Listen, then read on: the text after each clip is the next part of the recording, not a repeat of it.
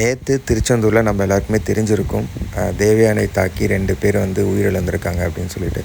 நான் இந்த விஷயம் கேட்டதுக்கப்புறம் எனக்கு ஒன்றுமே தாங்கலை. என்ன முருகா இந்த மாதிரி ஆகிப்போச்சு, இந்த மண்ணில் கண்டிப்பாக நடக்க வாய்ப்பில்லை. அதுக்கப்புறம் தான் இதை யானையை பராமரிக்கக்கூடிய 2 நபர்கள் தான் உயிரிழந்திருக்காங்க அப்படின்னு சொல்லிட்டு.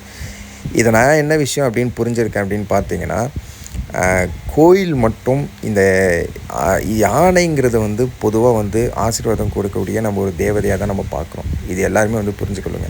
2வது என்ன அப்படின்னு பார்த்தீங்கன்னா, மக்கள் கூட்டம் அதிகரிக்க இது ஃபோட்டோ எடுக்கவும் அவங்க இந்த காசு கொடுத்தா நீங்கள் இது உணர்ந்திருக்கீங்கன்னா நீங்களும் உங்களுக்கே தெரியும்.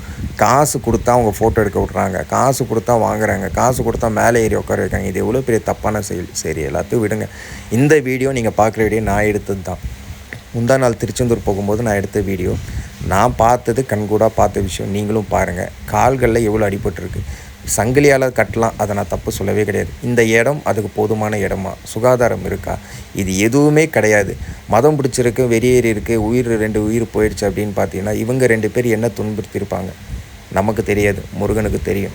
2வது என்ன அப்படின்னு பார்த்தீங்கன்னா, பொதுவாக இந்த காசே வாங்கக்கூடாதுங்க. மக்கள் எல்லாருமே உணவு கொடுங்க, அதை கூட தரப்படுத்திட்டாங்க.